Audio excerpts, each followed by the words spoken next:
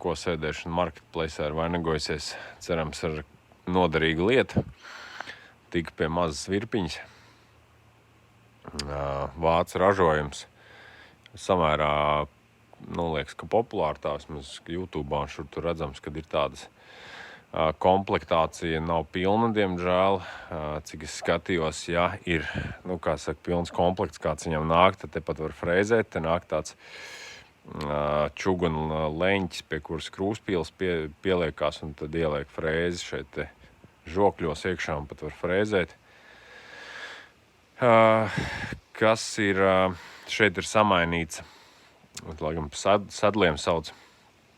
Tas oriģinālais nāk negrozāms, šeit ir iespēja ielikt 4 griežņus, it kā ir forši, bet dēļ tā ir pazudis viens no šiem te koordinātu galdam, šis te stumjamais uz to pusi, tāpēc iznāk tā, ka jābīd uz priekšu, grieznis ir no otra gala.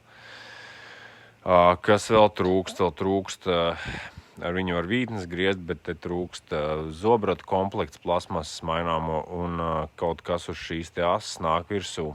Īsti nezinu, vai tā ir tikai svira, vai tas ir vēl kaut kas tāds, tas ir laikam automātiskie padevēji, cik es saprotu, tad kaut kāda aktivizācijas svira.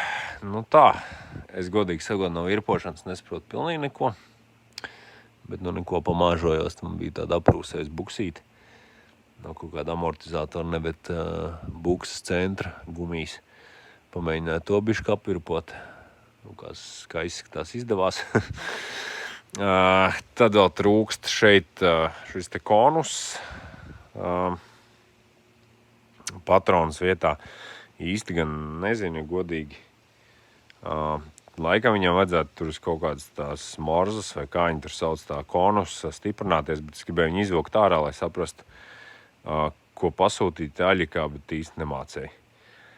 Kā viņi dabūt nav nejausmas ārā, bet, principā vajadzētu pasūtīt šitien to konus, kas griežās, un vajadzētu pasūtīt griežņus kaut kādus pēc tā izmēra. Tad jau var kaut ko mēģināt, tā teikt, izklaidēties. Virpi maziņi, es viņu bagažniekā ieliku. Man tad roka aizņemt ar bateriju.